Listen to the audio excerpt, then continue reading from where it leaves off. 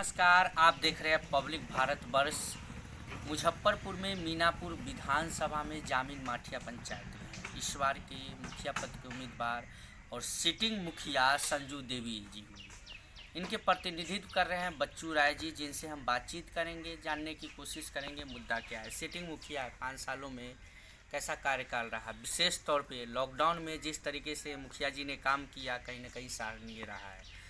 बिहार सरकार से भी बहुत उत्साह और प्रोत्साहन मिला था मुखिया लोगों का कि जिस तरीके से जान जोखिम में डाल के इन्होंने लॉकडाउन में काम किया, गांव और समाज में रह के, अपने पंचायत में रह के। उसी में से एक नाम आता है बच्चू राय जी का। बच्चू राय जी ने काफ़ी मेहनत की 5 सालों में।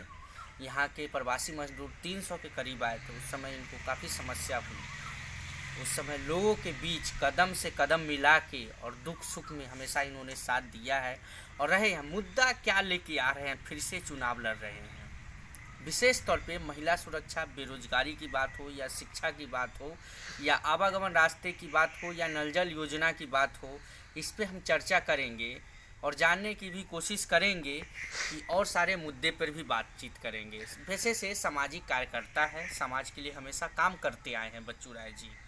सबसे पहले बच्चू राय जी, संजू देवी जी मुखिया है, प्रतिनिधित्व आप कर रहे हैं, लोगों के बीच गए हैं, जिस तरीके से लोगों की कैसी प्रतिक्रिया आ रही है? लोग 10 साल पहले हमको आने से 10 साल पहले ही एक महादलित सीट यानी रिजर्व सीट था।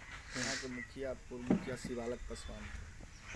तो उनसे ही पंचायत संभल नहीं रहा था। 100 दलाल था, यानी पूरे के पूरे योजना दलाल के हाथ में जाता था। हम जब बने 2016 में, बनने के बाद दलाली ख़त्म कर दिए। अपना डायरेक्ट जो हमसे हुआ, हम एक एक घर जाके विकास के राय विचार लिए। जब पब्लिक से राय विचार लेके विकास के काम जहाँ तक संभव हुआ किए। एक भी रोड हमारे यहाँ ऐसा नहीं है कच्ची जो चलिएगा तो कीचड़ उचड़ ये सब नहीं है समस्या। टोटल रोड पीसीसी और सोलिंग हो गया है।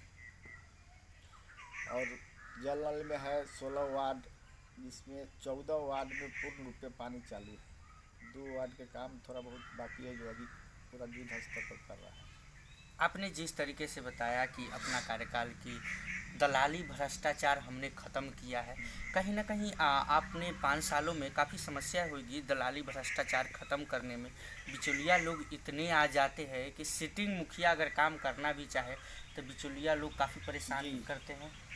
उल्टा जब विकास के काम करने जाते हैं तो जो पहल का जो दलाल लोग हैं, विरोधी लोग हैं, वो क्या करता है, उल्टे आवेदन दे देता है। हम भी काम ऐसे हो रहा है, वैसे हो रहा है। यहाँ 5 गो डीलर जन वितरण प्रणाली की दुकान है और सब धांधली करता है। अभी के अभी 2 गो राशन आया था सरकार की तरफ से।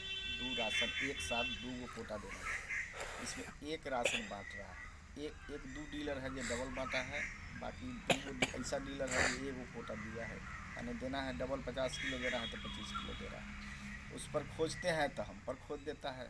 मुखिया जी ऐसे करता है, वैसे करता है ना। बहुत परेशान, चारों तरफ से समस्या हो रही है। अच्छा, एक और बात जानना चाहेंगे, जब फर्स्ट बार लॉकडाउन लगा, जिस तरीके से सारे लोग घर में दब के रह गए, घर में अपने अपने घर में रह गए, क्वारंटाइन सब समझिए तो हो चुके थे, लेकिन प्रवासी मजदूर जब आए तो उसमें कहीं ना कहीं आप लोग का जो दायित्व था उसमें आपने बाखूबी निभाया और पंचायत के जितने सारे वासी से प्रवासी मजदूर थे उनके कदम में कदम साथ में साथ चल के आपने सारा व्यवस्था प्रबंध किया। कितनी समस्या और कितनी परेशानी हुई थी? सर, हम लोग जान के परवाह नहीं किया उस समय, और घर घर जाके जो भी सरकार की तरफ से उपलब्ध था, सैनिटाइज, साबुन, मास्क घर घर बांटे। उसके बाद जो प्रवासी मजदूर आया सर, तो हम लोग तीन क्वारंटाइन सेंटर बनाए थे अपने पंचायत में। और तीनों पर साँझ सवेरे दिन भर में जय बेर होता था। खाना पीना नाश्ता जो भी लगा हम लोग अपना पॉकेट से खर्च किए। आज तक उसका पेमेंट नहीं हुआ। पेमेंट नहीं, आज तक उसका पैसा नहीं मिला। जो एक भी उसमें गड़बड़ नहीं है। मास्टर लोग वहाँ जो भी टीचर थे वो अपना रोज़ के रोज़ हाजिरी बनाते थे। जितना आया अपना गया, रिपोर्ट भी हुआ, लेकिन आज तक सरकार की तरफ से उसका कोई पैसा पर कोई चर्चे नहीं हुआ। पैसा ही नहीं मिला। दूसरी बात यह है कि बच्चू जी चुनाव लड़ रहे हैं, मुद्दा क्या लेके आए हैं? मुद्दा लाया है जो 5 साल में जो हमसे अभी बाकी है, अगर ये 5 साल जनता हमको मौका मिलेगा तो जो है थोड़ा बहुत भ्रष्टाचार जो है उसको हम ख़त्म कर देंगे। एक भी दलाल नाम की चीज़ नहीं रहने देंगे। और जो जनता के बीच में जो हम जाते हैं, जो रिश्ता बना हुआ है, इसलिए भरपूर जनता से सहयोग मिल रहा है। और जब भी हम जो भी काम किया है जनता के राय विचार से काम करने किया है, और आगे भी उम्मीद है कि जनता हमको चुन के लाएगा। अगर आपको जनता प्यार देगी और जिस तरीके से आप बातचीत में लग रहे हैं, सहनशीलता काफ़ी है, लोगों के बीच आपकी चर्चा है, अगर लोग प्यार देगी और प्यार मिलता है तो क्या लगता है जो जिस तरीके से आपने 5 सालों में काम किया है, कहीं ना कहीं यहाँ के वासी जनता सुरक्षित महसूस किए, जो आने वाला 5 साल होगा फिर से वही रहेगा? जी, यहाँ भय मुक्त हो गया है। पहले भय में जीता था यहाँ की जनता, एक भी विकास के काम नहीं होता था, लेकिन हम बने हैं तो भय को ख़त्म कर दिए। सब लोग अपना निर्भय होकर काम कर रहा है और कहता है कि वाह मुखिया हो तो ऐसा, जो किसी को दलाल के चंगुल में नहीं जाता है। सीधे सरकार से जो गाइडलाइन मिलता है उस पर हम लोग काम करते हैं। गाइडलाइन मिलता है उस पर काम करते हैं। महिला सुरक्षा की बात हो जाती है, बेरोजगारी, शिक्षा के ऊपर कुछ कहना चाहते हैं आप? सर अभी तो है, कमी तो है, लेकिन ये तो ऊपर के स्तर का। हाँ, ऊपर के स्तर का, लेकिन फिर भी सुधार हुआ। जी, सुधार हुआ है। धीरे-धीरे ऊपर अधिकारी से भी कुछ कहना चाहते हैं?